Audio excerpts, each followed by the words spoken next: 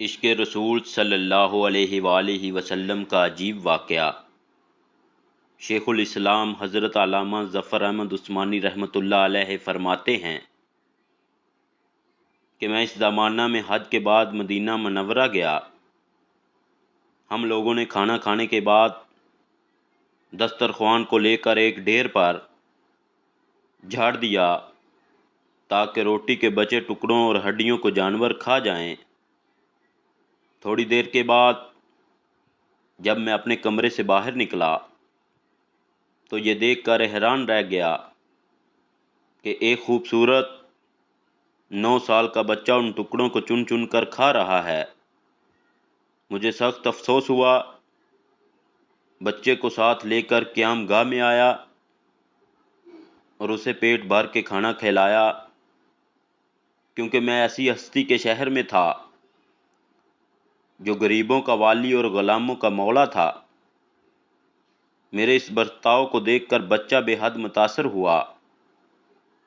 میں نے چلتے وقت اس سے کہا کہ بیٹا تمہارے والد کیا کرتے ہیں؟ اس نے کہا میں یتیم ہوں۔ میں نے کہا بیٹا میرے ساتھ ہندوستان چلو گے، وہاں میں تم کو اچھے اچھے کھانے کھلاؤں گا، عمدہ عمدہ کپڑے پہناؤں گا، اپنے مدرسے میں تعلیم دوں گا۔ جب تم عالم فاضل ہو جاؤ گے تو میں خود تم کو یہاں لے کر آؤں گا اور تمہیں تمہاری والدہ کے سپرد کر دوں گا۔ تم جاؤ اپنی والدہ سے اجازت لے کر آؤ۔ لڑکا بہت خوش ہوا اور اچھلتا کودتا اپنی والدہ کے پاس واپس گیا۔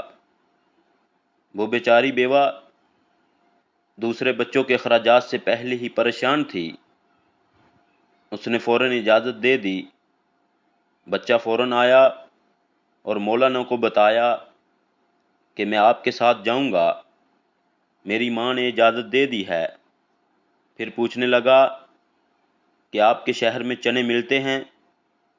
مولانا عثمانی رحمۃ اللہ نے بتایا یہ ساری چیزیں وافر مقدار میں تمہیں ملیں گی۔ مولانا کا بیان ہے کہ میری انگلی پکڑے پکڑے مسجد نبوی میں وہ میرے ساتھ آیا اور تھک کر رہ گیا۔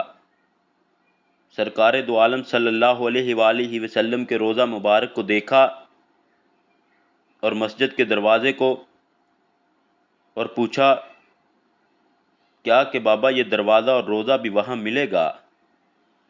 میں نے اس سے کہا کہ بیٹا اگر یہ وہاں مل جاتا تو میں یہاں کیوں آتا؟ لڑکے کے چہرے کا رنگ بدل گیا۔ میری انگلی چھوڑ دی۔ بابا تم جاؤ، اگر یہ نہیں ملے گا تو میں ہرگز ہرگز اس دروازے کو چھوڑ کر نہیں جاؤں گا۔ بھوکا رہوں گا، پیاسا رہوں گا۔ اس دروازے کو دیکھ کر میں اپنی بھوک اور پیاس بجھاتا رہوں گا، جس طرح آج تک بجھاتا رہا ہوں۔